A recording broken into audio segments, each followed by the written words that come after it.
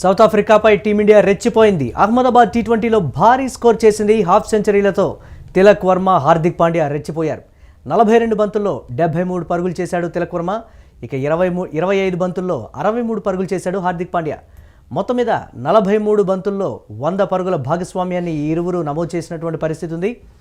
Team India score 20 ఓవర్లకు 231 పరుగులకి 5 వికెట్లు కోల్పోయింది. ఇక సౌత్ ఆఫ్రికా విజయ లక్ష్యం 232 పరుగులుగా ఉంది. దీనిపై మరిన్ని అప్డేట్స్ మా కరెస్పాండెంట్ వెంకట్ అందిస్తారు. వెంకట్, 231 పరుగుల భారీ స్కోర్ చేసింది టీమిండియా. బౌలర్లపై భారం మొత్తం ఉన్నటువంటి పరిస్థితి. పిచ్ కండిషన్ ఏ విధంగా ఉండేటువంటి అవకాశం ఉంది? సౌత్ ఆఫ్రికాని ఎక్కడ తక్కువ అంచనా వేసేటువంటి పరిస్థితి లేదు. ఎలా ఉండబోతుందంటారు?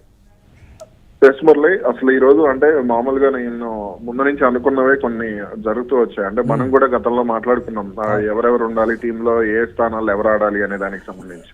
అంటే ఓపెనర్ల పాత్ర జట్లో ఎంత కీలకంగా ఉంటుంది, ఓపెనర్లు దూకుడుగా ఆడితే తర్వాత ఆడే ఆటగాళ్ల మీద ప్రభావం ఎలా ఉంటుంది అనే దానికి సంబంధించి మనం గతంలో 2-3 సందర్భాల్లో మాట్లాడుకున్నటువంటి పరిస్థితి ఉంది.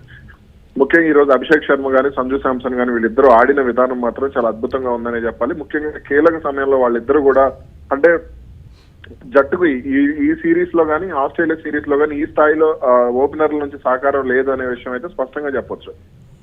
అంటే పవర్ ప్లే లో వీలైన ఎక్కువ పరుగులు చేస్తే దాని ప్రభావం ఎలా ఉంటుంది అనేది మ్యాచ్ మొత్తం కూడా కనపడింది. ఇక ప్రస్తుతానికి అంటే ఈ మ్యాచ్ లో ఫస్ట్ వాళ్ళిద్దరూ ఆడిన విధానం తర్వాత తిలక్ వర్మ గానీ, హార్దిక్ పాండ్యా గానీ చెలరేగిపోయిన విధానం. యథావిధిగా సూర్యకుమార్ యాదవ్ తక్కువ పరుగులు అవుట్ అయ్యాడు. కానీ హార్దిక్ పాండ్యా, తిలక్ వర్మ ఇన్నింగ్స్, ముఖ్యంగా హార్దిక్ పాండ్యా ఇన్నింగ్స్ అనేది మ్యాచ్ కి సూపర్ హైలైట్ గా చెప్పుకోవచ్చు.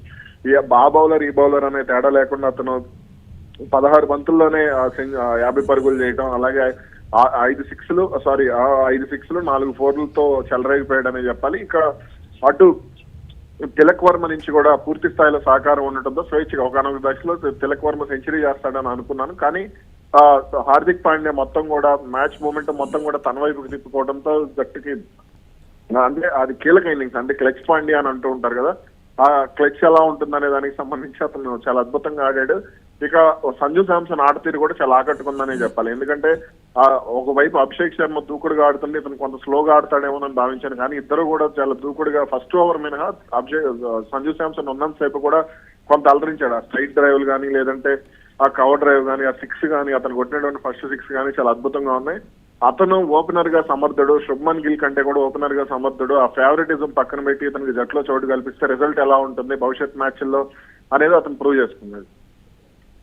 ఎలా ఉండబోతుంది అంటారు? ఇక సెకండ్ ఇన్నింగ్స్ దాదాపుగా 232 పరుగుల విజయలక్ష్యంతో అయితే సౌత్ ఆఫ్రికా దిగబోతోంది అని అంటే ఎలా చూడొచ్చు? ఆ బ్యాటింగ్ లైనప్ కావచ్చు, లేకపోతే ఇతరత్ర సౌత్ ఆఫ్రికా బ్యాటింగ్ లైనప్ ముందు నుంచి కూడా అంటే వాళ్ళు ఎలా ఆడతారు ఏంటనేది మనం కొంత అంచనా వేయడం కష్టమే. కానీ ఈ రోజు అయితే క్వింటన్ డికాక్ గానీ, రీజా హెండ్రిక్స్ గానీ వీళ్ళిద్దరు కొంత కీలకంగా మారే అవకాశం కనపడుతుంది. ఎయిడెన్ మార్కరమ్ కూడా ఎలాగైనా సరే, ఎందుకంటే టెంబా బౌమా నాయకత్వంలో వన్డే సిరీస్ కోల్పోయింది. కానీ ఇప్పుడు T20 సిరీస్ కి సంబంధించి ఎలాగైనా సరే సమన్ చేయాలి అనే ఊపులోనే అతను కూడా కనపడుతున్నాడు. కాబట్టి అతను కొంత కీలకంగా మారే అవకాశం ఉంది. ఈ మ్యాచ్ లో అతను దూకుడుగా ఆడే అవకాశాలు ఉన్నాయి అనేది కూడా కొంత వినపడుతుంది. ఇక వాళ్ళకైతే దాదాపు అంటే మార్కో ఎన్సేన్ వరకు కూడా బ్యాటింగ్ ఉంది. ఇక డివాల్డ్ బ్రేవిస్ గానీ, డేవిడ్ మిల్లర్ గానీ వీళ్ళు చెలరేగితే మాత్రం ఖచ్చితంగా అటు ఆల్రౌండర్ కార్బిన్ బాష్ కానీ వీళ్ళు చెలరేగితే మాత్రం సౌత్ ఆఫ్రికా ఖచ్చితంగా విజయ లక్ష్యాన్ని చేరుకోవడం, అంటే వాళ్ళ జట్టుకు వాళ్ళు విజయ లక్ష్యాన్ని చేరుకోవడం అనేది పెద్ద విషయం కాదనే విషయం చెప్పొచ్చు.